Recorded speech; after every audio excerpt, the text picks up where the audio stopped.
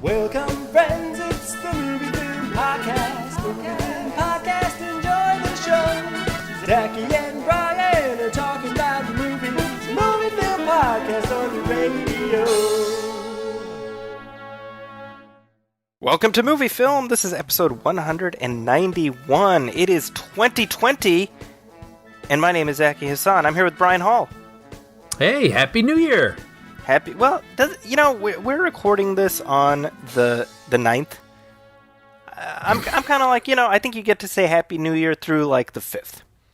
Well, I take it back. Yeah, that's my. You know what?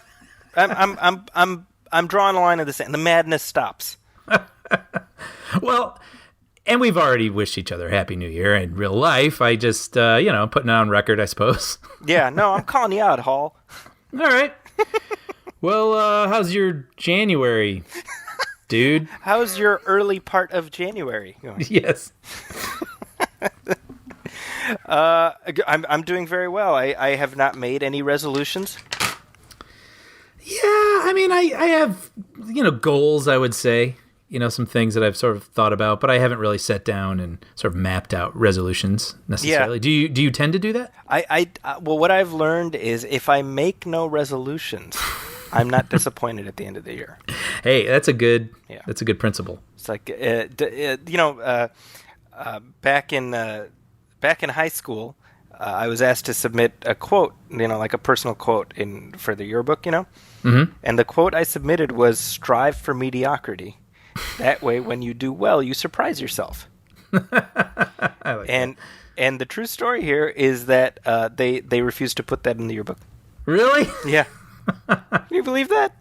Which, I mean, I get. I'm not entirely surprised, but I feel like this day and age, they let kids put whatever they want. Whenever you see all these viral posts of things kids put in their yearbooks, and now it's like no one cares anymore. I guess that's my resolution, was to put that quote out into the world. That's pretty good. Well, what that reminds me of actually is when we were in elementary school, when The Simpsons debuted, there was that shirt that said, "I'm an underachiever and proud of it." And schools banned that shirt. Yeah. Which is just mind-blowing now. It's hilarious now. Yeah. I mean, The Simpsons now is what the Flintstones was to us when we were kids. I mean, like literally, right? Yeah. In terms of age, yeah. It's mind-blowing. And also when you look at those early seasons, they were incredibly wholesome. Yes. In hindsight, they didn't seem so at the time, but it really was, and certainly compared to TV now. So it's just ironic. Well, time has a way of doing funky stuff. Mm-hmm. And who knows what 2020 will give us in hindsight. I know. Yeah. Can't predict it. We can't, but we can look back at 2019 with hindsight. And that's what we're going to be doing in this episode, because we're going to be looking at our favorite movies of the year that just ended. Which is a really fun process. Do you find it a fun process? I find it challenging. I agree. I do actually sweat a little bit over this. But it's fun to look back and have a lump of movie titles and then sort of whittle away and then shuffle that one up and put that one down, and there's something kind of fun about it. You're absolutely right. So that's and for me at least, the fun of it is hearing what you picked and seeing how horribly wrong your list is. It's something I enjoy. I feel the same way. So we will do that in just a second, but I did want to spend a little bit of time going through some listener comments that we've gotten about our recent episodes. Yeah. Obviously, the big topic of conversation has been Star Wars: The Rise of Skywalker, which, if history is our guide, at least as per this show, that tends to eat up, the new Star Wars release tends to eat up a few episodes worth of discussion. So it's been fun to hear people chime in on our thoughts. Yeah. Oh, yeah, definitely. So here's an email that we got, and this is from Saber Prezada, who you might remember. He joined us on the show. It's been probably like 4 or 5 years ago now. Really? I know. I was like, what, like a year and a half ago? No. The time just goes by. Wow. So he wrote to us and he says, I'm a huge fan of the podcast and especially love your deep dives on the new Star Wars movies whenever they come out. This last one especially was full of sharp observations, highlighting things I'd missed on my first and so far only viewing.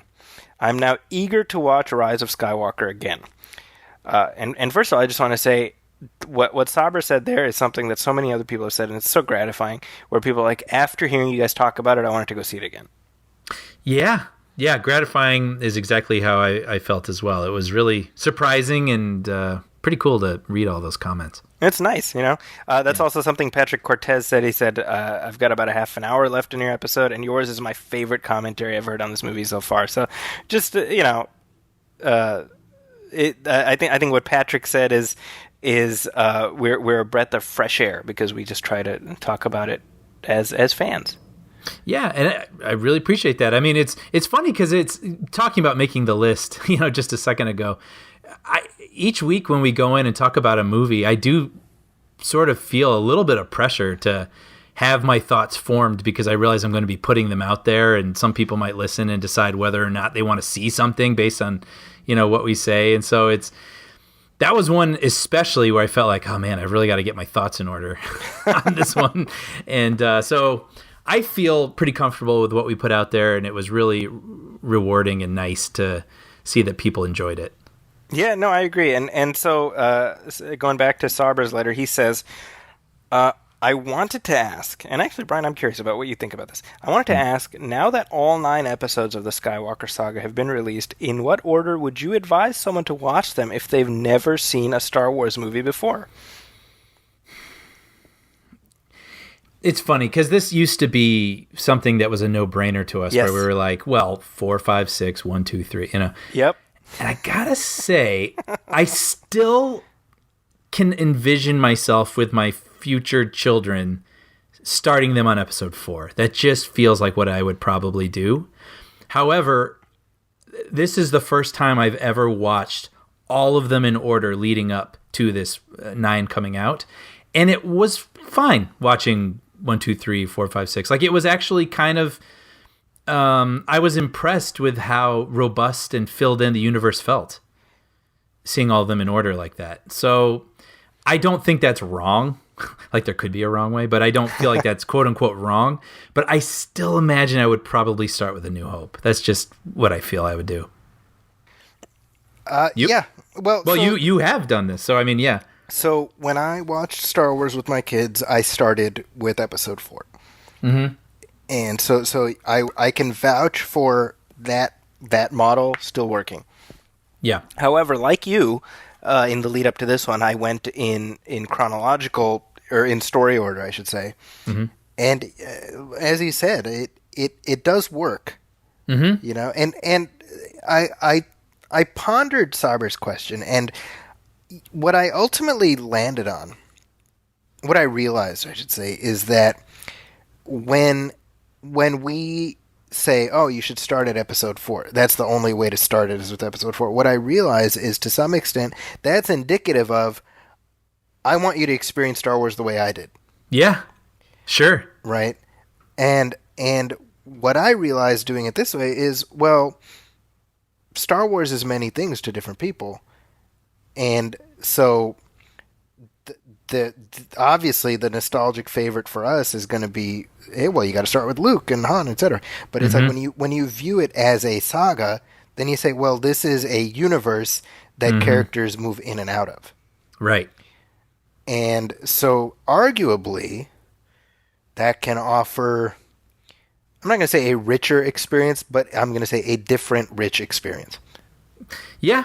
Yeah, I think I hadn't thought too deeply about it, but in this moment, but I have thought before. I mean, I certainly would love the I am your father thing to play the way that it played for me. Yes. Where, just completely out of the blue, or Yoda, not knowing who Yoda is when he's toying with Luke on Dagobah and those sorts of moments.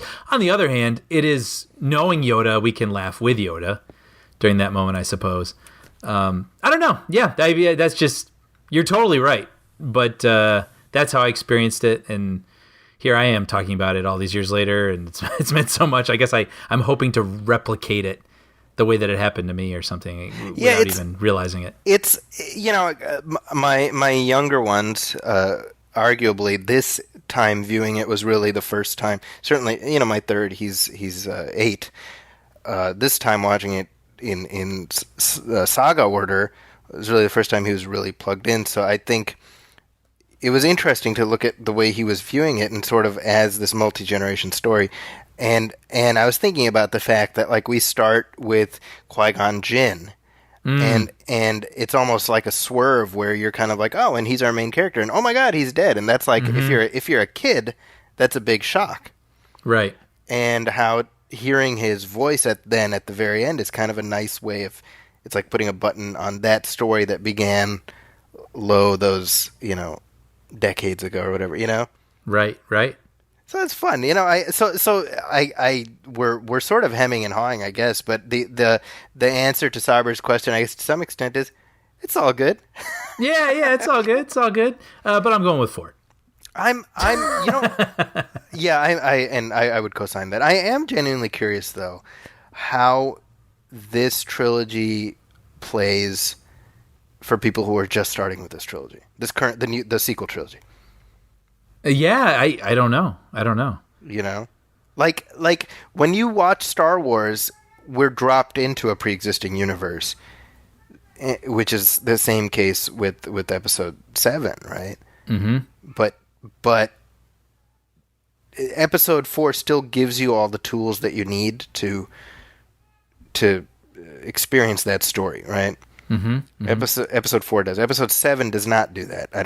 Maybe it does. I don't know. Yeah, I don't know. But what I do know is I used to joke, I mean, even when we were doing this podcast, so many years ago, that I would pretend like the prequels didn't exist. Yeah. Which I certainly wouldn't do now. And I wouldn't even try to color them, I don't think, anymore. I would be like, these are the 3 movies that I really love, and I hope you love them too. Now get ready, because there's more, and like, right.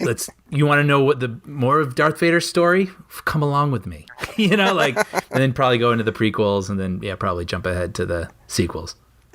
If nothing else, I'm grateful for the prequels because they added another character into this show's repertoire, which is Anakin Skywalker being all, "Excuse me, milady." Right? Yeah. I'm grateful for that. Yeah. I don't want them to feel like there's a steep drop off in miladies when Vader's on screen. I wish Anakin would have said that in Rise of Skywalker. To Rey? Yeah. Use the Force, milady. Bring balance the way I did, milady. It'd be funny too if she was totally being supported and charged up by all these Jedis, but every time he speaks, she does like an eye dart. Like, what? Wait, what?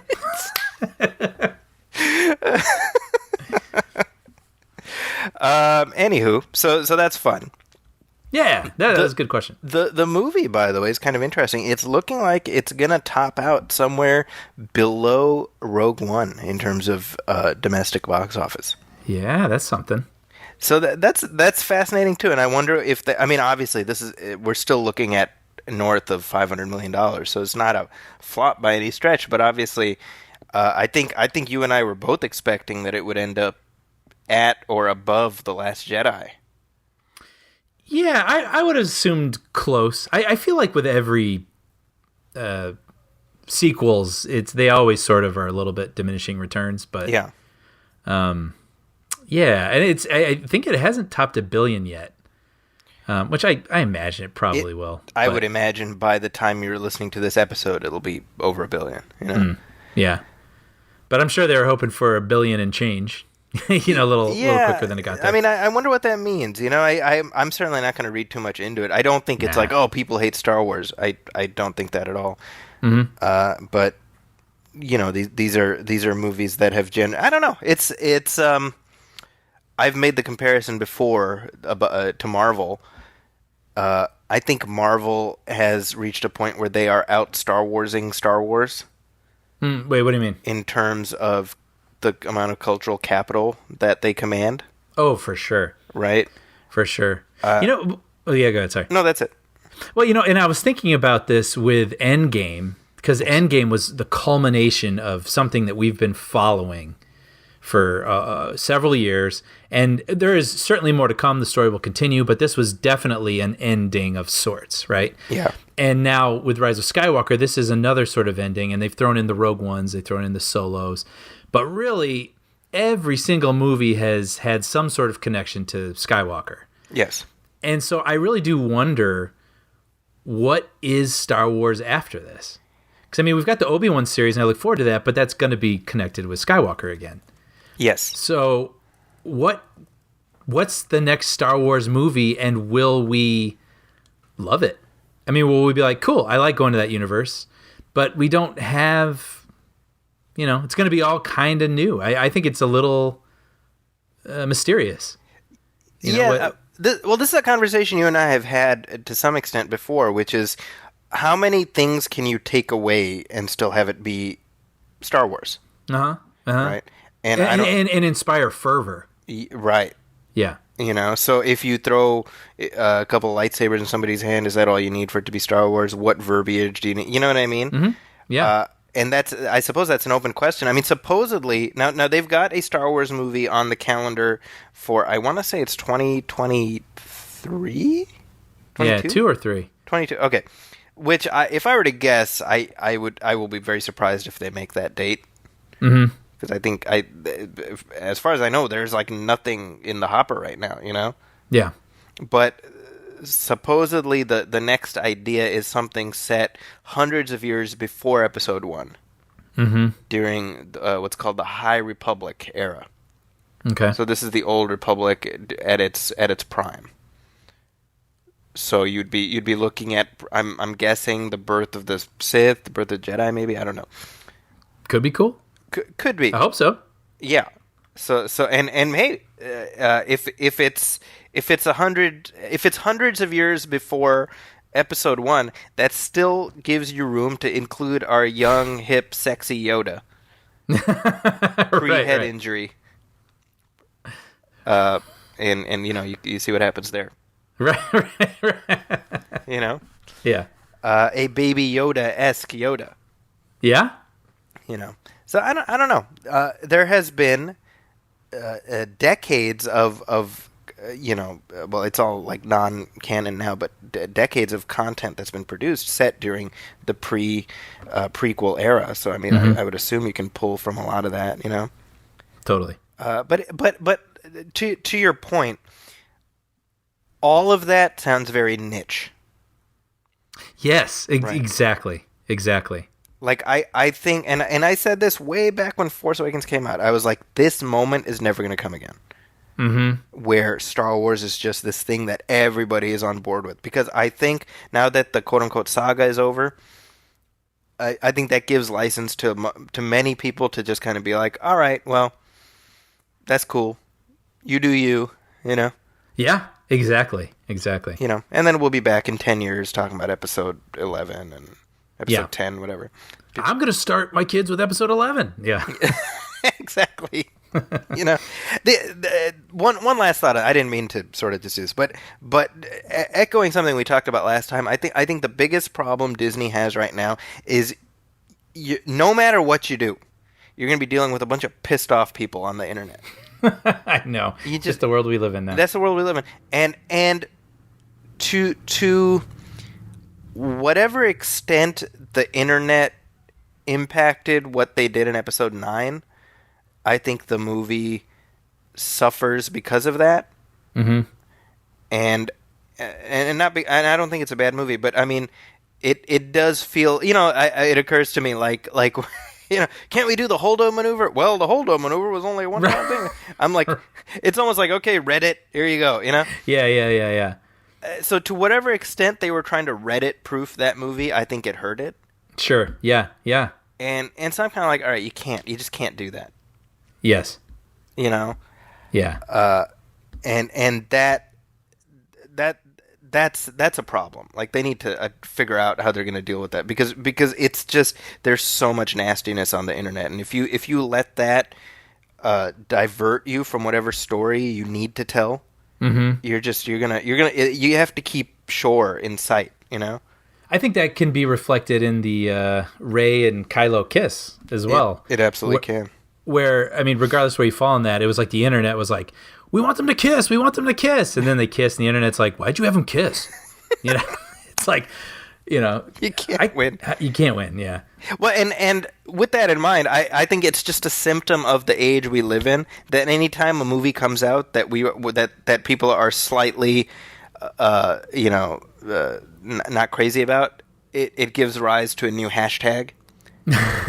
Sure. And so literally, I woke up in the morning a couple days ago, and I check on Twitter like what's trending, and it says release the JJ cut.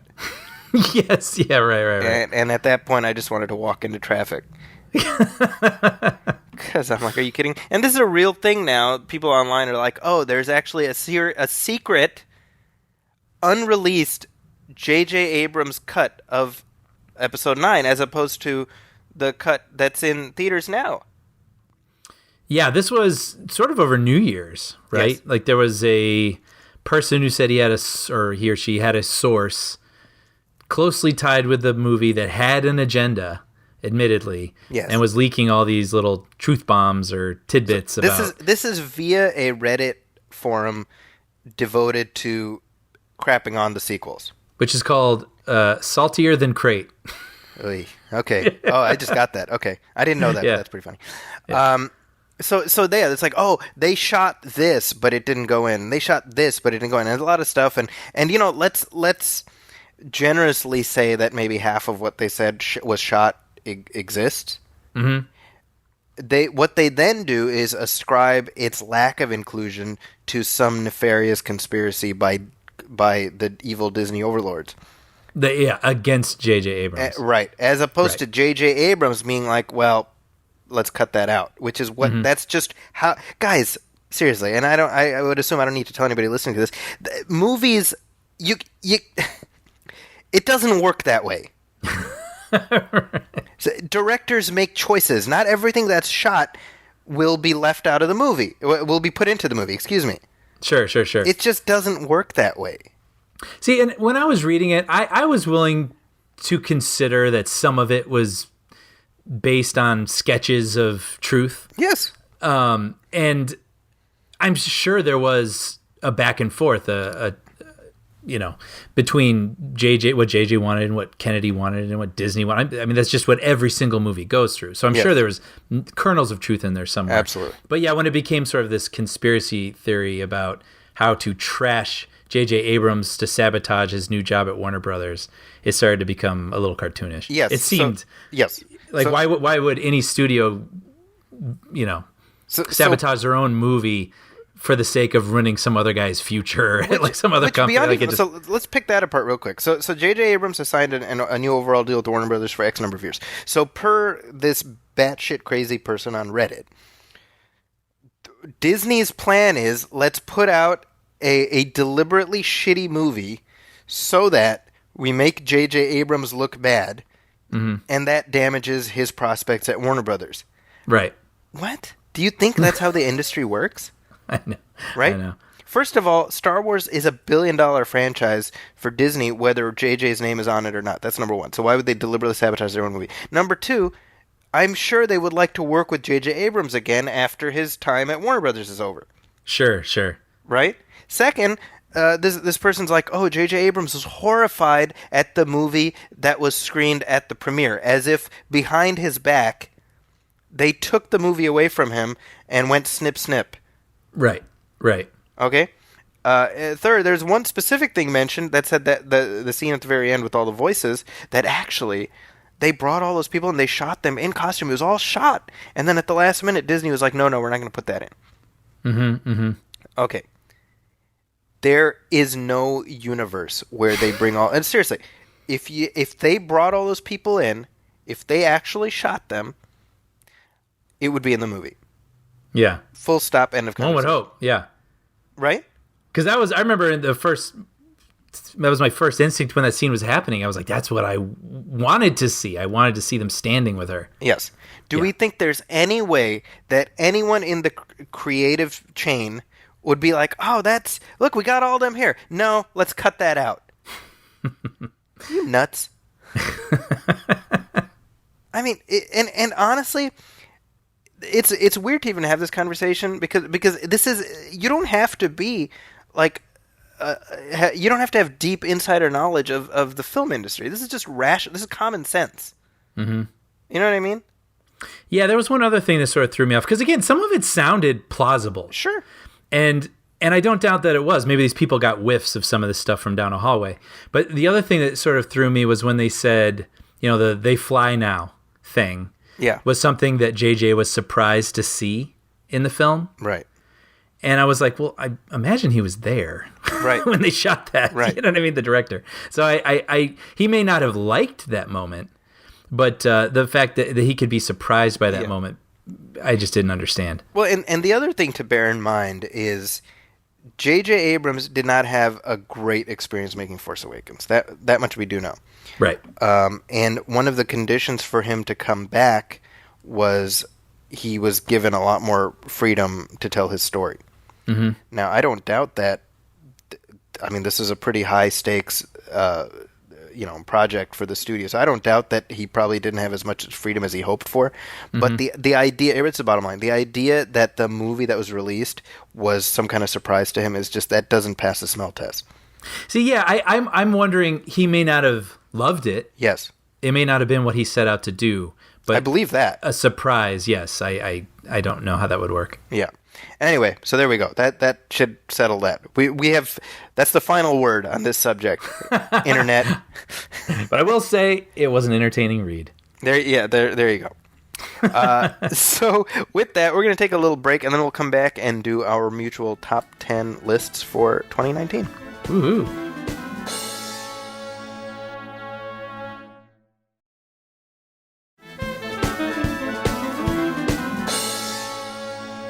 And we're back, and this has been a tradition on this show, going all the way back to the beginning. I find it fun, Brian. Oh, me too. Yeah, you're right. It's a lot. It's fun for me to look back, but it's also really interesting to hear, what you've prepared. I'm looking forward to it. Yeah, and you mentioned this before we hopped on, but I mean, it's high stakes, it's high pressure. It feels like whittling down, all the many great movies that we've seen throughout the year down to a single list, because it's kind of like what's being left off, what's not, and mm-hmm. As soon as you post your list, you get the why didn't you include this, and why didn't that, and this list is wrong because the thing I like isn't on your list. Yeah, and whenever we talk about these movies throughout the year, it's a bit of a discussion. Yes. But now you're sort of standing on the stage alone and giving your presentation. It's a different experience, but it's fun. The one comment I get whenever I put my list out there, somebody will be like, "Where's such and such?" Mm. And I'm like, "Not on my list. That's where." Like, I mean, what are you asking me? I'm like, this isn't the list for all humanity. It's my list. Maybe you liked it more than I did. What a strange, I don't know. Yeah. Well, and then, I suppose I'll cut to the chase. We say this every single year, but I'm not saying that I think these are the best movies of 2019. Yes. These were my favorite movies of 2019. Yes. So there we go. All right, so we're going to do our top 10. Before we do that, do you have any honorable mentions, or do you want to wait to do honorable mentions until after we do the top 10? That's a good point. What do you think? I feel like it might preserve the surprise a little more if you do honorable mentions after. I agree. I think that's a good idea. All right, so we'll start with number 10. You want to go first? Yes. Okay. This was tough, man. 10. Do you find 10 to be a tough spot? It's a challenge. It's like, what's the cutoff? Yeah, and there's usually things that are sort of fighting, and it's sort of your choice where you're like, look, man, I can't defend this, but I had to kind of shove it in there. This was tough. This was tough, but I think I may regret this. Oh no. I'm gonna go Rise of Skywalker. Nice. And I know that might be surprising to a lot of people, and I just listened to some other podcasts with top 10s and people saying how much they still hate that movie, and I get it, but you know what? And I know, again, this isn't the best of 2019. This is Brian Hall's experience with 2019, and this really was a capper to something that's been there my entire life, and I know I'm filling in a lot of gaps and covering a lot of warts and whatever, but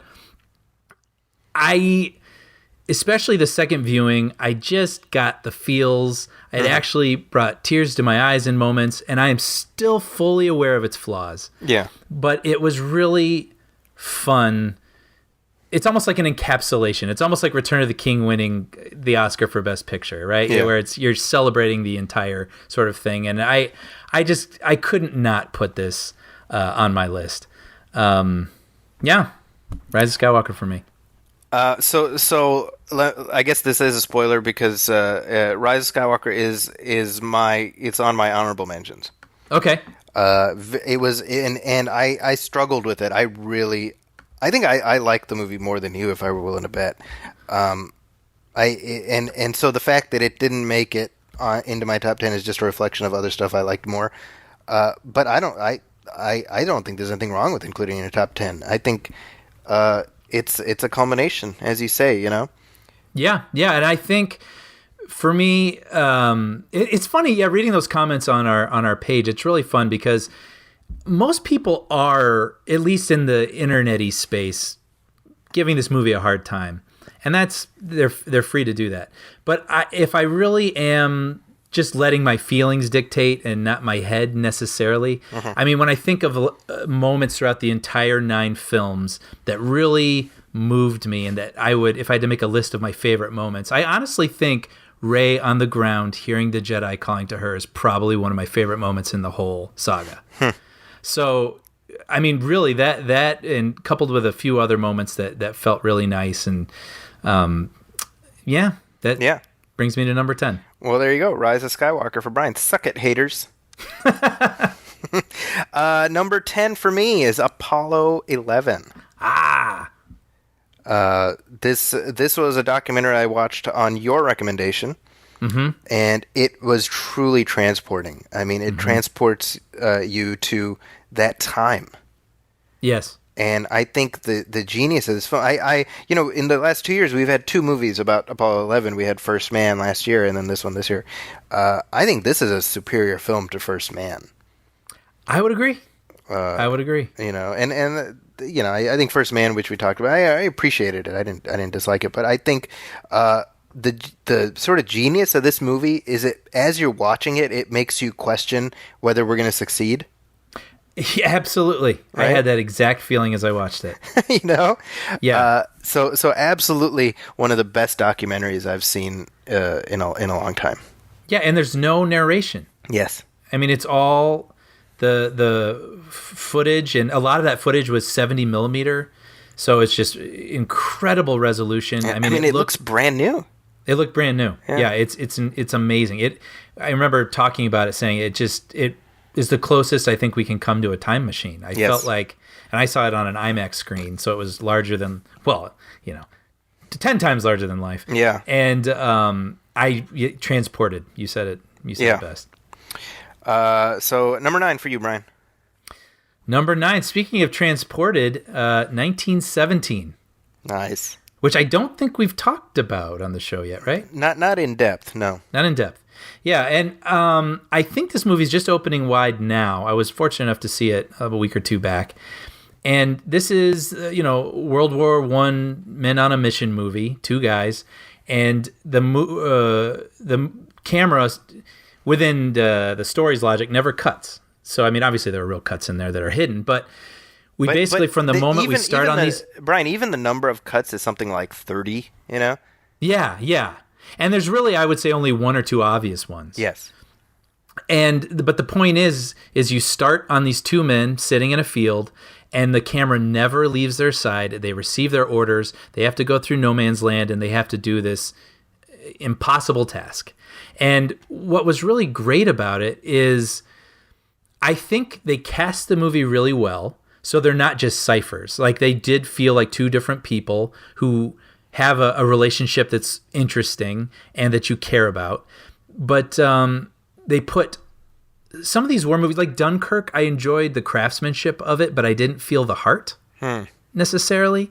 And in this one, they involve one of the soldiers' brothers being in peril if this mission doesn't succeed. And I really feel like that element added a lot of heart and tension and stakes to this particular story. And what I liked about it too is you are so trapped in this conceit. Like if you can't, there can't be deleted scenes, right? Like you are stuck with what you do because you can't. With I'm sure they could find some tricks, but so you really do have to make every inch of this journey interesting. And I was impressed with that. I don't think there was ever a moment I was bored, but I also was impressed with the way the camera found new ways to follow them without distracting me, but equally being impressive to be, show the back of their head. So you're getting a little bit of what they're seeing, but then be on their face so we can see what they're feeling, but then back away so we can see what they're up against. And just a really, really impressive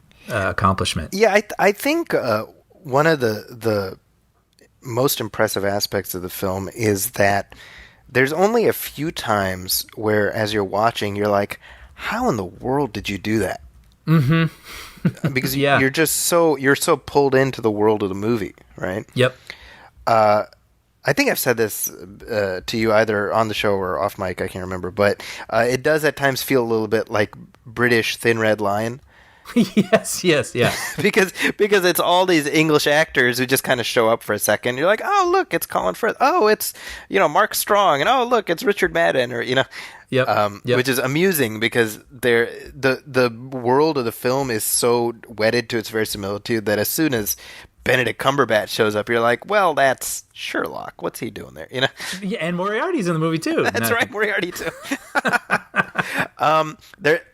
There's a scene involving an airplane that is one of the most masterful uses of tension, building tension within a single frame that I've ever seen in my life. Yeah, and you can't cut. Like you could usually cheat a little bit and hold on the face a little bit, and maybe you need a little more. You with editing, you're like, oh, we need a little more. Hold our breath because then the pow will come. But it's like they don't have that luxury. Like they had to bake that into one shot, and it works. Yeah. So I'm a big fan of that one also. Yeah. Yeah. So that was your number 9, right? Mm-hmm. Number 9 for me is A Beautiful Day in the Neighborhood. Ah, nice. Yeah, this one is interesting because I feel like it kind of, there was a little bit of buzz around it, but it just kind of went away, and nobody's really talking about it, Yeah, and it seemed like people were like, well, that was nice. Yes. And unlike the documentary, which hung around and I feel like remained in conversation a little bit longer, this one just sort of was like, well, that was nice, and people moved on. Yes, and I think the niceness is why it stayed with me. Mm-hmm. There's a purity to the story, and obviously, Mr. Rogers sort of signifies this kind of, that purity, and that's sort of woven throughout the story. But I actually found the character drama that the story's about, I found that very compelling because it felt very plausible. It didn't feel like it was trying to be anything bigger than it is. Does that make sense? Mm-hmm. Yes. And my understanding is that the movie does in fact take some liberties with the actual story of the author. Okay. In that it's a father-son conflict that the movie sort of dialed up the drama, and yet even knowing that, I don't think it hurts to me the effectiveness of the story. I think Matthew Rhys is really good. Like obviously all the conversations about Tom Hanks, right? As Mr. Rogers, but I think Matthew Rhys as the main character is really good. Yeah, and Mr. Rogers is interesting because in this day and age, it's all the people we used to look up to are we're finding ugly things about them, and it's really disheartening. And with Mr. Rogers, you're like, please no, just let him be the man that I thought he was. And so even with this movie, it's sort of interesting. How do you make a character like that compelling? Yes. Right. And so you don't want to make him annoying or cloying. And I thought the movie did a really interesting balance of making him really superhumanly nice, but also kind of quirky. Yes. Like some of his behavior is kind of weird, but it comes from a good place, and the movie never betrays that. And I enjoyed seeing. I think we talked about it in a couple episodes ago when we talked about the movie, but I really loved how they were talking about him playing piano, and it's like he's a human. He bangs the keys sometimes, Right? You know, and that was it's repeated later, and to me, I thought in great effect. It's like, no, yeah, just before you want to I can't say the word. Turn the man into a myth. Mythologize. Mythologize. He's a man. Yes. He was just a man who tried really hard to be good. Yeah. And I think Tom Hanks really found a way to thread the needle between embodying Mr. Rogers while still, he's still Tom Hanks. Sure. Yes. Tom Hanks, by the way, just got a Golden Globe Lifetime Achievement Award. Yeah, that's right. Cecil B. DeMille Award. It was a great speech. I don't know if you saw what he had to say, but I did. Yeah, it was nice. He got emotional. Mm-hmm. What's interesting when he was talking about his family. Talking about his family, exactly. They cut during that speech. They cut to Henry Winkler. I don't know if you saw this. Huh. And part of the reason they did that, this is a true story. Of all people, Henry Winkler and Tom Hanks are feuding. Are you serious? I'm not making that up. Tell me that's not like a Mad Libs thing. Wait, I don't understand. So this is true. I just found this out mere hours before we started recording. Over the past 30 plus years, Tom Hanks and Henry Winkler, or maybe it's solely Henry Winkler, but regardless, there is friction between the two of them. This is true. This is not like I am not making this up. Okay. The reason being, the movie Turner and Hooch was originally supposed to be directed by Henry Winkler, and about 13 days into filming, Tom Hanks said he couldn't work with Henry Winkler, and so they fired Henry Winkler and they brought on whoever directed that movie. And so the Fonz has had a beef against the Bosom Buddies guy for 30 plus years. And that's ongoing. Yes. And well, that seems a little tacky then to cut to him during his speech. It's so weird, right? Yeah, I mean, of all people, why would you cut to Henry Winkler? It doesn't make sense, right? They're not buddies. Yeah, that's interesting. But that's just funny to me because all you hear about Henry Winkler is he's one of the nicest guys in Hollywood. As far as I've heard, I mean, he's done voices on Puppy Dog Pals, and from what I hear, he's a lovely guy. Just a lovely friend. So I'm like, well, that's kind of hilarious. I got to be honest. right. Anyway, number 8. That was a bonus factoid, movie film listeners. See, you come for the top 10, we give you a little bit of gossip too. Yeah, I didn't know that. Now I do. Now I do. What's your number 8? Number 8 for me is The Farewell. Oh, which okay. Yeah. I feel happy that I caught this movie at the last minute because it's something I've been meaning to see for a while. And I don't think we've talked about it, but it's a story about a Chinese family finds out that their grandmother has been diagnosed with a terminal illness. And as apparently happens in Chinese custom or culture, they don't tell her. And instead, they want her to live out the rest of her life without any worry. And what they do is they plan a fake wedding to get the whole family together, just as a conceit, so the grandmother can spend time with all these people before she passes. Yeah. And so I was really curious about this, and like I said, I'm so glad I caught it. It's a really, really good movie. It's sweet story. It has obviously a little bit of sadness to it, but it's mostly really sweet about this woman. Awkwafina plays the lead character, and she is so good in this. So good, yeah. So good. I mean, I was blown away by how good she was in this. Well, and I love the fact that she spent most of her life in America, and well, I guess I don't want to get too into it, but yeah. Mostly, there's sort of this culture clash thing that she's dealing with internally. And I really loved how she subtly brought that into every moment in the film. Wherever the story goes, like that turmoil is sort of inside of her. And her relationship with her grandmother is really sweet. And it just felt like a movie that's very... truly like a walk in someone else's shoes. Yes, it's like, I know the world she comes from. She comes from the U.S., but then she's brought over into a place that she's somewhat familiar with, but, her relatives would disagree. Yeah. And she has I guess what they would probably feel are very American feelings about the proceedings that I can sort of relate to, but she's trying to understand their feelings about it. And anyway, all I'll say too is with this movie, I was like, how do you end this? Right? And Yeah. and it ends with this moment, like this final image that I was like, wow. Yep. I loved it. It says so much. It's really powerful. Yeah, I really love this movie. So this one was another one on my honorable mention list. I think, to me, the fact that over the last couple of years, I feel like we're getting more of we're getting more films that are giving windows into not just specifically Asian cultures, but just different cultures. You know. And there are more venues for those types of films to be out there.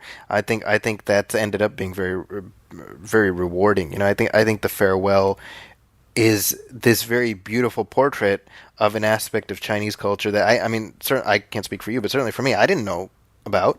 No.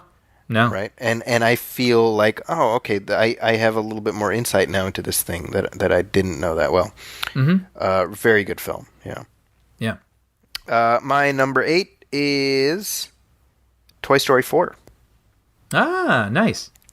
I nearly cried while watching this movie at the end, and to me that's just the fact that I could get weepy over a toy astronaut saying goodbye to a toy cowboy says something not just about the journey that we've been on with these films.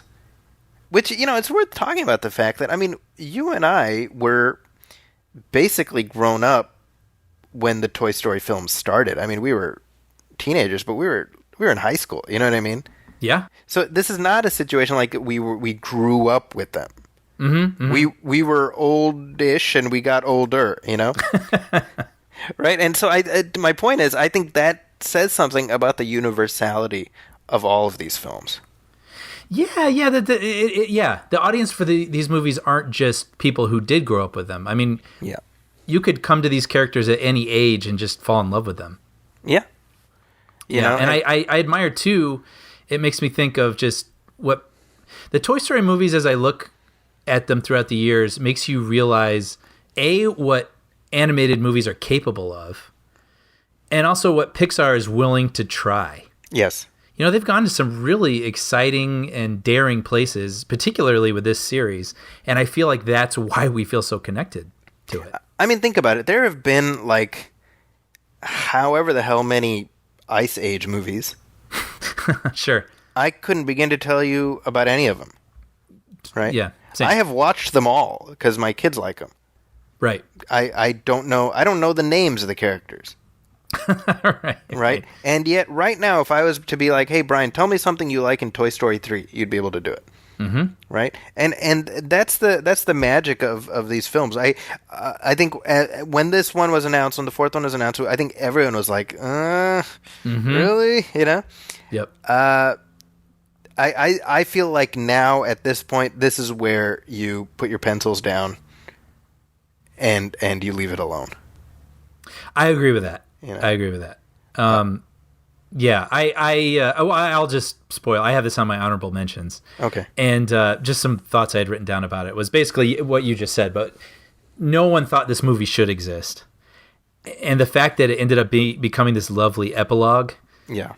is just amazing in and of itself. So it's definitely one of the best of the year. Absolutely. Yeah, I mean, I think if you do a fifth one, you have to reunite Buzz and Woody. And I can't imagine, them apart. To get there, you have to undo the beauty of the ending of this one. And as painful as it is to see these two friends part ways, there's a beauty in that ending, you know? Yep. And I think you just have to leave it alone. Yeah, that's tough because I do want to see them again. Yeah. Right. Right. But I do admire the fact that they told the story they wanted to tell versus what they thought would ensure another 10 years of movies. Yes. You know? Yeah, you're right. Number 7, Brian. Number 7 for me was Jojo Rabbit. Oh, nice. Yeah, and this was the story about a young boy in Hitler's army who finds out his mom is hiding a Jewish girl in their home. And it becomes this... I remember when this was announced, just the conceit, where it's like, oh, this boy has Hitler as a goofy imaginary friend. Yeah. You're like, what? Yeah. But with Taika Waititi writing and directing it, you're sort of like, oh, I feel like I can imagine the potential of what this could be. This could be funny, but also powerful and really have something to say. And I felt like it did. And I can understand if some people just weren't comfortable with that at all. And I have to admit, there were moments during the movie where I did find myself uncomfortable at the idea that I was laughing at Hitler. Yes. And not laughing at, but just like laughing with almost. Yeah, right. Yeah. And so you have to remember that it's not Hitler. It's this boy's imaginary version of him. But it also is a reflection of this boy's take on the ideology he's been forced. Yeah. Right? And so then it becomes this push and pull between him and his mother, who is against this ideology. And you're just rooting for the boy to have his eyes opened and to abandon this crap and abandon this guy that seems like a fun partner for him. And his relationship over the course of the movie with this girl in the attic is just really, really sweet and, at times harrowing. And I laughed, I teared up. I was amazed at what they pulled off with this. And I feel, viewed the right way, it's a really powerful and kind of brave thing that Taika did. And I just want to add, too, I had the benefit of being able to see a Q&A with him after. Oh, nice. And I've mentioned this on the show already, but it helped me understand why he felt this was so important and also why he tackled the movie the way that he did. But he was saying, it was a surprising a percentage of millennials, and I don't remember the number, but it was a surprising amount who didn't know what Auschwitz was, which is just insane to me. And so he was saying, we keep telling these stories because we need to make sure people don't forget. Like a lot of people haven't forgotten, but some people are. So we have to keep retelling these stories. And he wanted to make sure that this story was told for kids to understand. It really was aimed at kids in a way. And having that context, I already enjoyed the movie, but hearing that, I was like, wow, it made me admire it in a way that I don't even know that I did when it was over. So, yeah. Yeah, no, I want to echo what you said. I think that there's a real tonal tightrope that this movie needs to walk, where you have to laugh at the humor, but also feel the tragedy. Mm-hmm. And I think it's not easy, right? Yeah. And I think the fact that you can have, there's a very funny scene in the film where you have basically Heil Hitler is said like 30 times in a row. Yeah, right. And it's just it's like something out of Monty Python. Yes. It's actually very funny. I watched it with my oldest. He liked it, but my daughter just sat down and she doesn't know what she's doing. But it's like Heil Hitler, Heil Hitler, Heil Hitler, and then she's like Heil Hitler, and I'm like, oh no, okay, but we go in the other room. right. But Sam Rockwell, I feel like isn't getting talked about enough in this movie. How good he is. Mm-hmm. Yeah. Very interesting arc they give that character. I think Taika does something with a pair of shoes. Mm-hmm. That's absolutely brilliant. Mm-hmm. And also, going back to what you were saying about the characterization of quote unquote Hitler. Mm-hmm. I think what he does so masterfully is he depicts the boy's increasing, sort of the boy's state of mind through the Hitler persona. Mm-hmm. And so we see him fraying around the edges, I think, in this really interesting way. When you say, Nazi comedy, you sort of, there's a couple ways to go. And what's funny is I think of like Life is Beautiful, which obviously got a lot of hype at the time that it came out. And, but what's his name? Benigni got an Oscar for it and stuff. But I don't know that movie is held up very well. I've actually never seen it. You've never seen it. See, I saw it in the theater, and I remember enjoying it and being moved by it. But it almost it feels like nobody wants to admit anymore that they liked it. Interesting. I haven't revisited, so I can't speak to that. But I think my point is when you try to tackle this type of topic and do it in a way that weaves sort of pathos and comedy, it's very fraught. But I think Taika Waititi does an amazing job with it.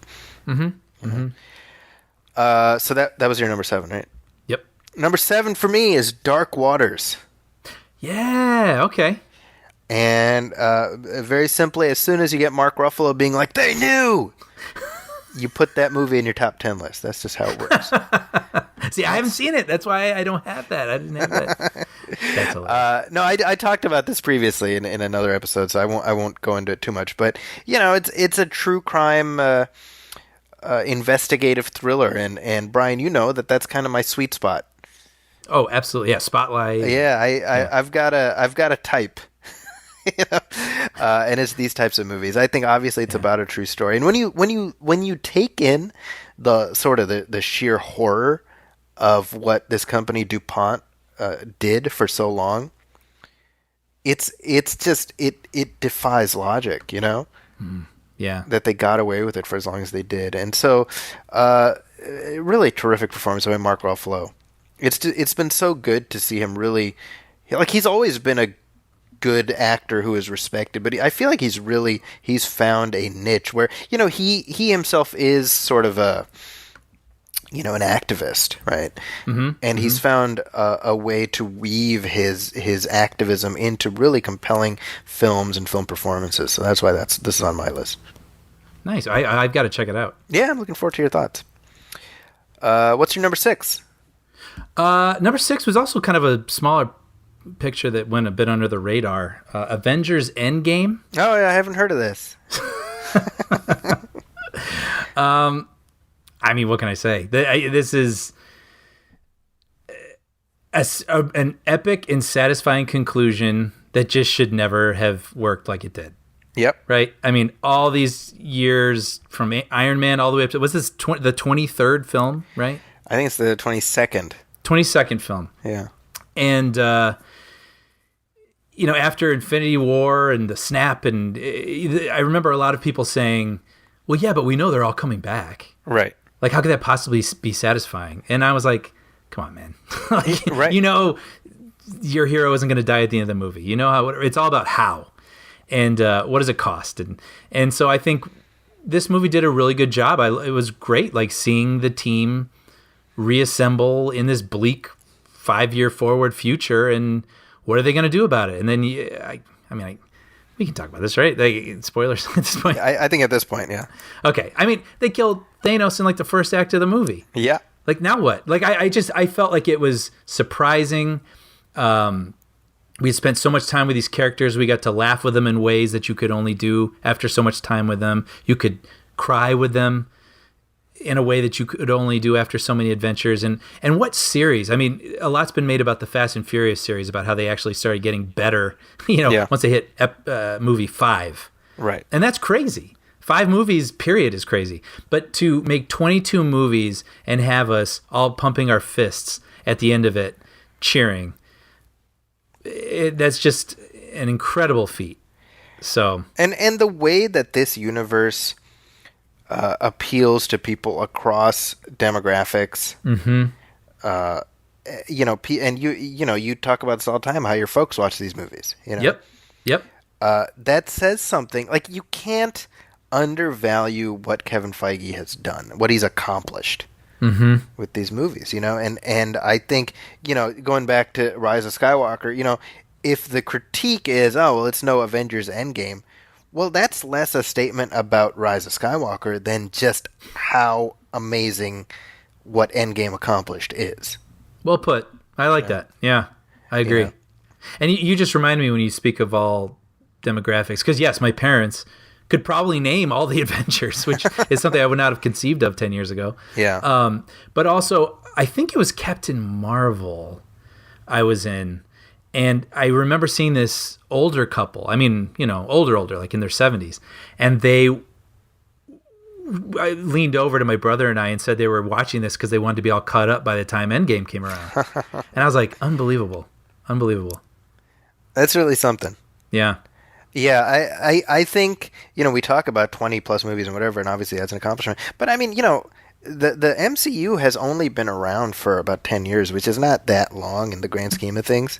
Mm-hmm. And the fact that it has achieved the cultural penetration that it has is really, that's impressive, Yeah, I've seen it called this generation Star Wars, and I can't disagree. I think that's absolutely right. Yeah. Yeah. All right. So that was your, what was 6. that? That was 6. Okay. 6 for me is Jojo Rabbit. Oh, nice. Yeah. So what's that one? I'm not going to bother. I already said my piece on that. So I liked it. It's good. Yeah. Number 5, Brian. Number 5 for me, Knives Out. That is my night, and number 5 also. It is? Yep. Oh, get out of here! Yep. All right, well let's talk about it. I mean, I guess we recently just had an episode on it. We just recently went into it, yeah. So, but yeah, I like murder mysteries. I don't love them. Like, I don't really read the books. I didn't grow up watching Matlock. Right. Even though this movie does give it, this movie does give a little shout out to Murder She Wrote, which I loved. But it was just a really clever little yarn. And what I liked about it was it almost, without being obnoxious about it or over the top, it was a bit of a subversion of the type of tale you usually get with these things because, they shake things up. I mean, I'm not going to go into spoilers with this because it's still in theaters. But I just thought it was a very clever take on this type of tale, and it was charming characters. What was her name? Ana de Armas. I have such a crush on her. Oh yeah, she's great. Yeah. She's been popping up in a lot of stuff lately. I'm noticing. Well, she was in Blade Runner. Yeah. Yeah, and she's in the new Bond, by the way. So. Oh yeah, that's right. Again with Daniel Craig. Oh yeah. But she's great, and I love that the movie. She's a really good heart at the center of the movie. Yes. Yeah. Really fun. Well, first of all, I'm gratified that this movie has not just done well, but sort of done exceedingly well.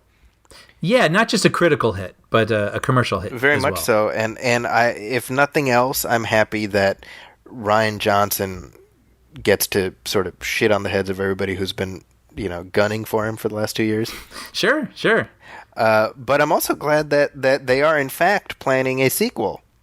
Yeah, just this past week or within the last week, right? They were saying not only does he have an idea, but he's looking to have something put together. I feel like he said by the end of the year. Yeah. So I don't think this constitutes a spoiler, but the character that Daniel Craig plays, Benoit Blanc, this quirky detective, you could easily get a whole series out of him.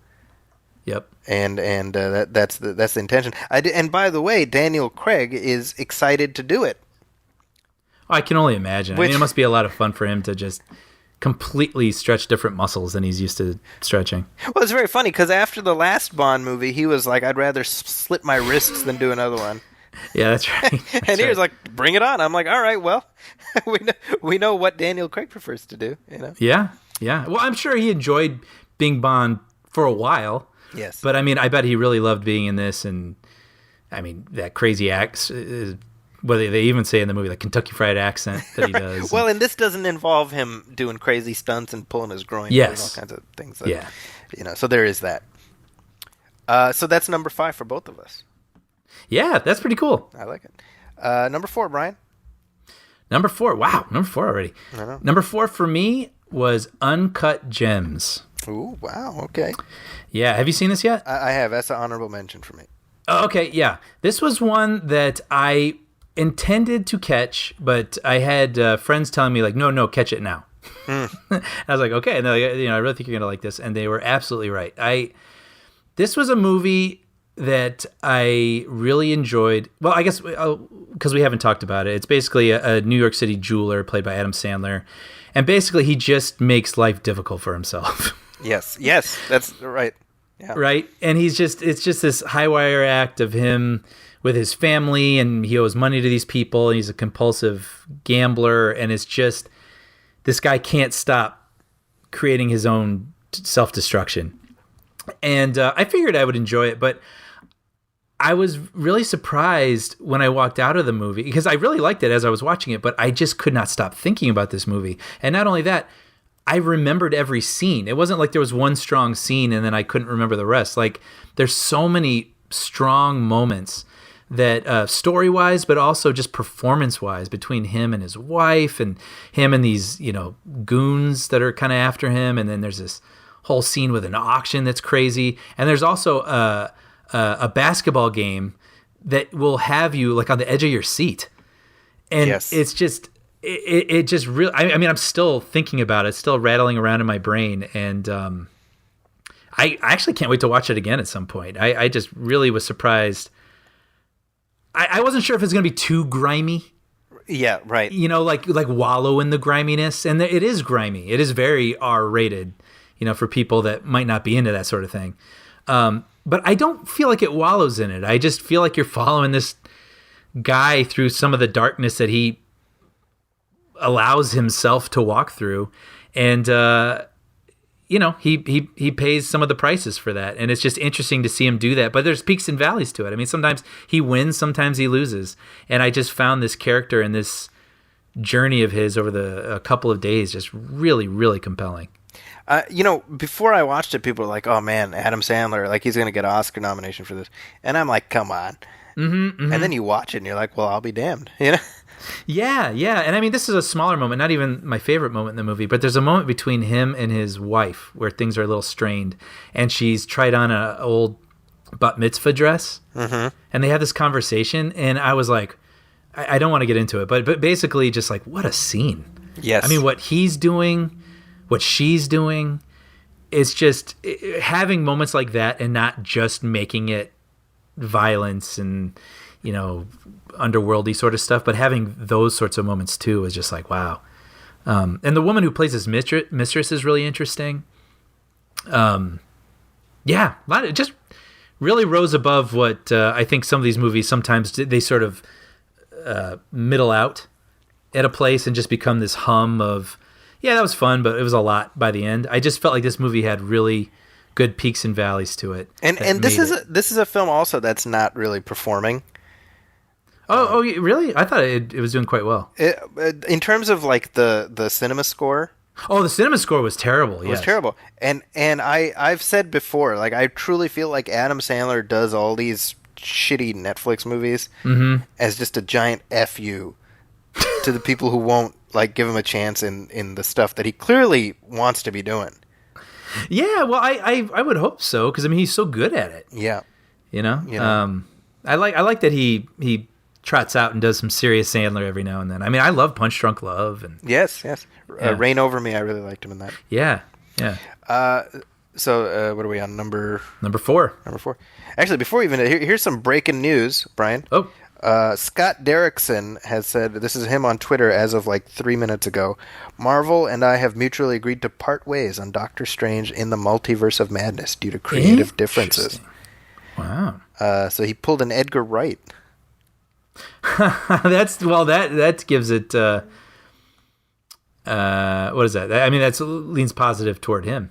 Yeah. Saying that maybe it's not that he couldn't meet them where the level of quality they need him at. It's like, well, we know he's got a level of quality, but it might not be what they're looking to do. Yeah, that's kind of a shame. I really liked what he did on the first Doctor Strange. So, yeah, I wonder. Well, and then that has been touted as the first quote unquote Marvel horror movie. Yes, and he is a horror director, and maybe Marvel's like, well, we didn't mean we don't mean horror. Yeah. That'd be a guess. I will remain on as EP, so he will at least be cashing a check for that movie. So that's nice, at least. Yeah. Anyway, moving on. Sorry. Number 4 for me is Once Upon a Time in Hollywood. Oh, nice. So I don't have too much more to say about this, but this is by far and away my favorite Quentin Tarantino movie that I've ever seen. Just terrific. I think what I keep coming back to is just how good Brad Pitt was in this, and it's been nice to see him get rewarded for that.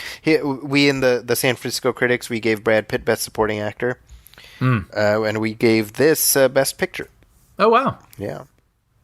No, I agree. It's been with him and DiCaprio, I think sometimes they can be said to, show up and play themselves. Yes. And they are compelling individuals. So putting Brad Pitt in the middle of an adventure film is interesting. But this really did feel like they were playing characters. Yes. And they were suited to them. However, characters who benefited from their personas. Exactly. Right. Exactly. Yeah. So yeah, I agree. I'm happy to see them being recognized and rewarded. Yeah. Top 3, Brian. Top 3. Oh man. Is that my cue? So top 3. Number 3 for me was Apollo 11. Hey, nice. Yeah, which I guess I don't have to say too much more, but yeah, this was something I saw on an IMAX. Humongous, larger than life. As we said, I mean, the film looked like it was shot yesterday, but it was a window into 1969, and I was transported, possibly as much or the most from any movie I saw this year. It was a really, really crazy experience that after I saw it, I was like, I hope everyone can have the same experience I had with this movie, because that's why you go to a theater. Even for a documentary with this really old footage. I mean, I was transported, and it was a really special thing. So, yeah. Well, there we go. My number 3 is 1917. Nice. That movie also transported me. Yes. The end. So I've already spoken my piece about that, so we'll move on to number 2, Brian. Number 2 for me was Parasites. Oh, nice. Yeah. And have you seen this? I have seen it, yes. Okay. So, yeah, I guess we probably talked about it then. So I won't say too much other than it's still in theaters. And as I said previously on past episodes, it is so cool going into a movie when you don't know what it's about. Mm-hmm. And it's a very unique and rare thing when that can even be possible. I only went and saw this movie on the strength of the reviews, and was just seeing that people were just over the moon for it. Yes. And it was so satisfying to go in. I thought I was going into a horror movie. It's not a horror movie. It does have some darkness to it, but it's an interesting movie about class, about gosh, it's like I almost don't want to talk about it. Which is so funny, because even at the end of the year, I don't want to give anything away. I think it's almost best that you just say this is a really good movie. You should watch it. I think this is a really good movie, and I think you should watch it. There you go. Parasite, number 2. And by the way, breaking news: HBO is going to be doing a series based on Parasite. Interesting. Yeah. Huh. So they have won a fierce bidding war. And I guess Director Bong and Adam McKay are going to be involved. Yeah, Bong Joon-ho, who I was going through past episodes of ours because I was trying to see some of our previous top 10s. Yeah. Just for my own information, and I came across one where you put Snowpiercer as one of your top movies, and I realized I am woefully undereducated in my Bong Joon-ho. So I need to catch up on this, because I really am what I've seen I love, and I'm sure I have a lot of treasures waiting for me. I like Snowpiercer a lot. I liked Okja, which is, I think I talked about that in a previous episode. I can't remember. And I thought I liked that okay. I didn't dislike it, but I loved Snowpiercer. Yeah. Yeah, gotta check that out. All right, so that was your number 2, right? Mm-hmm. Number 2 for me, Ford versus Ferrari. Ah, nice. Oh man, I love this movie so much. Yeah. It's just such an old-fashioned, it's just telling this really interesting chapter of history with interesting actors, and I mean, you know what I mean. It's not doing anything fancy. Mm-hmm. But that suits the story. It totally right. It's this. It's weird, right? Because in the 90s, this would have been a summer blockbuster. Isn't it weird? In 1995, this would have come out and it would have been like Apollo 13. Yeah. Wow. Great point. Right? Yeah. And it's weird to me that we're at a point now where it's this kind of thing and you have to tell people about it. They're like, I haven't heard of it, because it plays all 4 quadrants, Mm-hmm. I miss movies like this. Man, yeah, that's crazy. You're totally right. You're totally right. And this has become sort of, I don't know if it's niche necessarily, but it's, yeah, you have to tell people to go see it and then they'll end up liking it. Yeah. I haven't met anyone who hasn't liked it yet. And it becomes one of those things where it has to be around award season or something for people to, turn their eyebrow toward it. Yeah, So I mean, I saw this the one time in the fall, but I'm really looking forward to revisiting it when it hits digital or home video or whatever. Yeah, me too. Me too. Oh wow! Hey, this is it. Top of the list. Number 1. Okay, what's your number 1? Number 1 for me, probably not a surprise to anyone who's been listening this year. I have a feeling I know what it is. Yes, but it is Once Upon a Time in Hollywood. Yep. Absolutely love this movie. I don't know what else I can say. I agree with you. I've seen it on most people's top 10 lists, but I do find it interesting that some people don't feel like it's in Tarantino's top tier. Whoa, that's a lot of T's.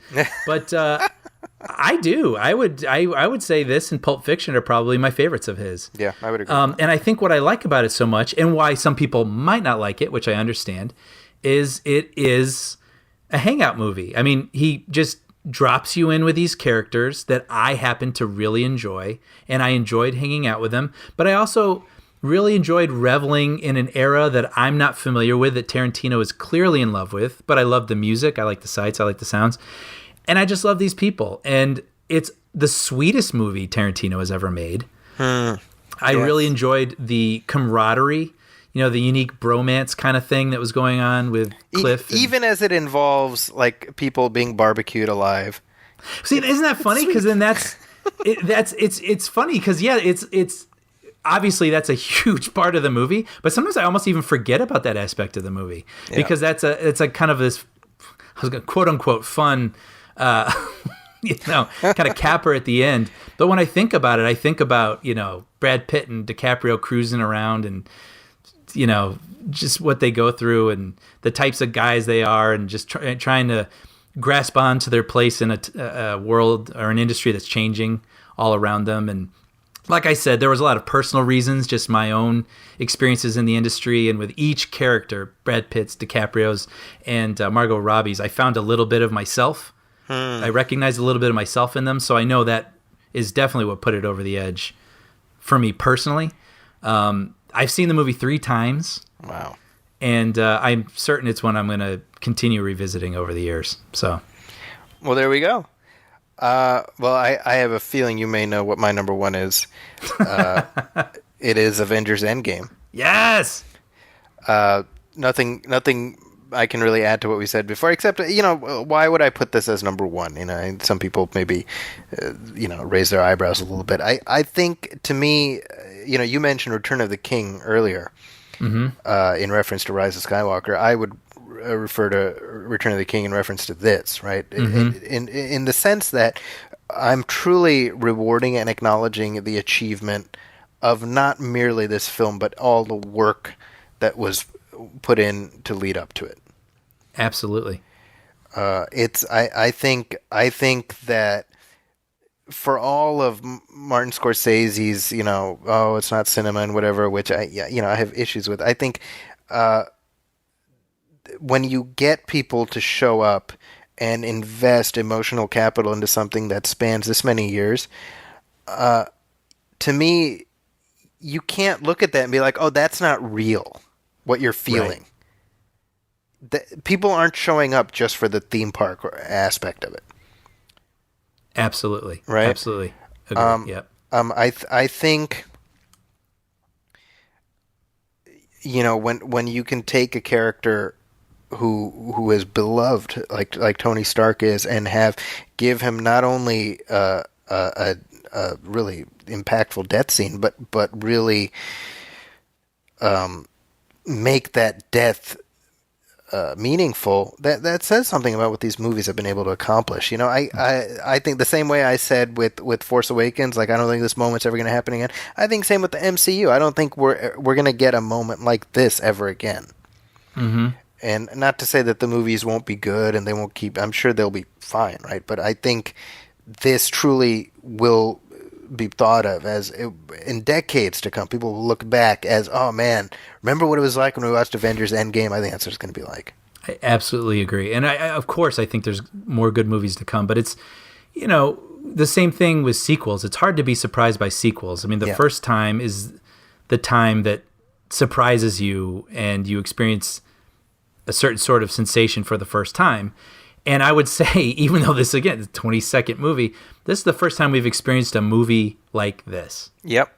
Where it is the culmination of so much that worked. Yeah. It just worked. And so it was really special to be able to experience this. I mean, this is really almost... I mean, Avengers was Avengers, but I mean, Avengers Part 4 still somehow managed to feel like a different, new, cool, exciting experience. Yeah, I agree. Yeah. And so those are our top 10. Now, you've actually mentioned most of my honorable mention movies. Oh. Let's hear them anyway. Everything that I already mentioned, and then the one that we haven't mentioned, which really nobody's talking about, is Just Mercy. Okay, yeah, I haven't seen that. So Just Mercy, have you heard of it? I have. It's coming out now, right? I think this week. I believe it's in theaters. Yeah. So I got a screener of it, which is how I saw it. Okay. So this is directed by Destin Cretton, who we actually had an interview with him on the show way back in the day. He did Short Term 12. Oh yeah, I like that movie. Yeah. Yeah, and he is directing Shang-Chi. Speaking of the Marvel Universe. Oh wow. But regardless, this stars Michael B. Jordan as an attorney named Brian Stevenson, a real life attorney, and Jamie Foxx as a prisoner on death row named Walter McMillan. It's a true story. This happened in 1989. It's this gentleman, Mr. McMillan, was put on death row, accused of killing this white teenager, which he had nothing to do with. He had witnesses who said he didn't do it. Like it's a clear miscarriage of justice. Mm-hmm. So structurally, I don't think the movie's doing anything that revolutionary, right? Mm-hmm. But again, I think there's value, number one, in telling these types of stories and telling them well. And really, to me, this movie underscored something that, I mean, you and I already know. Michael B. Jordan, this guy he is a star. Mm-hmm. He can sit there silently and you will lean forward in your seat. Mm-hmm. You know what I mean? Yep.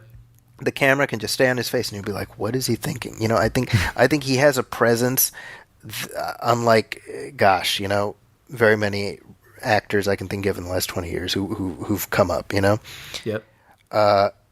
So this, I hope people will check this movie out. I think this too, it's very old fashioned. Mm-hmm. But old fashioned is good. Yeah. Brie Larson is in this also, I forgot to mention. Oh, nice. Yes.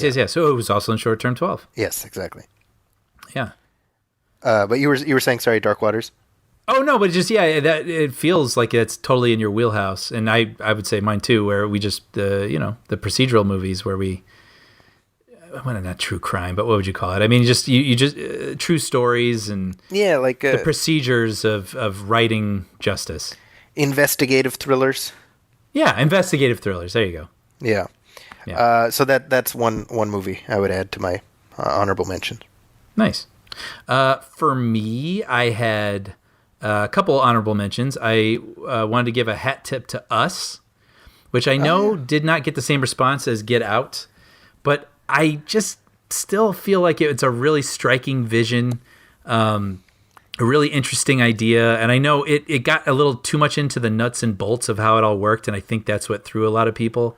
But I still feel like it rises to the top of the thriller or horror stuff that we're seeing, and had an interesting idea and good performances and great visuals, and I'm still very excited about what Jordan Peele's doing. Toy Story 4, which we basically have already talked about, but I remember watching that movie in the theater and thinking, other movies don't have an excuse. Like, if the fourth movie of this series is this well constructed and lovingly executed, I just don't care. Other movies don't have an excuse. Looking at you, Ice Age. Right. Under the Silver Lake, which was just this goofy David Lynchian LA mystery. It's just this weird. Stoner's kind of the wrong word, but sort of a stoner vibey mystery movie. Very goofy. And I was thinking about it, and you remember Richard Kelly, who made Donnie Darko? Mm-hmm. And he had just so much promise. And I remember reading a lot of his scripts when I worked at this production company, and I loved all his scripts, but his movies never came out as good as his scripts. And this movie feels like what Richard Kelly's promise made me think he was going to do. Okay. So that's what I would say about Under the Silver Lake. I thought I would enjoy it, but I was surprised how taken I was with it. Also, Ford versus Ferrari, of course. I have to put that in my honorable mentions because all the reasons you said. So yeah, there we are. There we go. That was a fun look back. Yeah, man, I enjoyed it, and we've still got coming up our picks for some of the most memorable movies of the 2010s. I've put quite a bit of work into that one. Yeah, I've got it narrowed down to about 20, and it's I'm seriously like, I don't know if I even want to try to rank them. That's the same thing. I had about like 15, and I thought I would just say what they were. Yes, so they were in the same boat. Yeah. So that's something that we can plan to do in our next episode, and we'll also be talking about Bad Boys 3. Yeah. Bad Boys for Life. Maybe that's a movie people are like, ugh. Some January movie. But I gotta admit, I'm kind of like, oh yeah, cool. Yep. Yeah, I remember when we first saw the trailer, I was a little bit like, okay. Yes. But as we're getting closer to the release, I'm like, I think I could use a little bit of that, Even if it's not going to be good, I can't imagine it's a bad time. Well, I guess we'll find out in our next episode. Yes. Yeah, you might be tempting fate there. Yeah, that's true. But regardless, we will be back soon with our best of the 2010s. So we'll see. We'll see what we have to say about that. It should be fun. Can't wait. I want to encourage everybody. Send us your lists. Tell us whether you agree or disagree with the stuff we put on there. Of course, all your feedback, we love it. And I know I've received several messages from people asking, "Oh, when are you going to do your top 10 list episode?" So excited to put that out in the world. Yeah.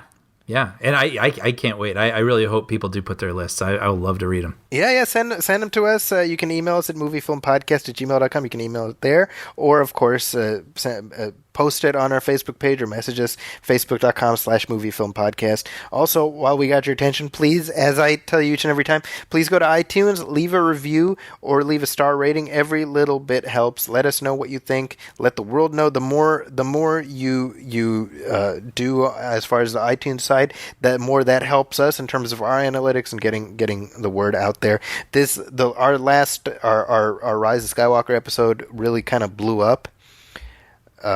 In a way that it's like kind of crazy, like how many people are checking out the show. It's kind of nice, Very cool.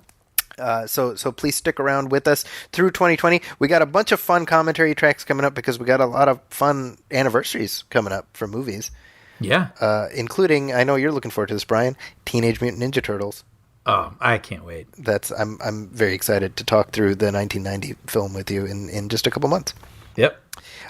If you're looking for me online, you can find me on Twitter at Zaki's Corner. That's ZAKIS Corner. It's also my website, just added.com. You can also find my writing at the San Francisco Chronicle. I know Brian is still doing his thing. Yep, over Puppy Dog Pals, chugging away, and their new episodes still coming out. Well, there we go. And please join us next time. This has been Movie Film 191. We are racing towards episode 200, and hopefully we got something fun planned for that one, too. Until next time, on behalf of my partner, Brian Hall, my name is Zaki Hassan. Thanks, everybody, for listening. Welcome, friends. It's the Movie Film Podcast. Movie Film Podcast. Enjoy the show. Zaki and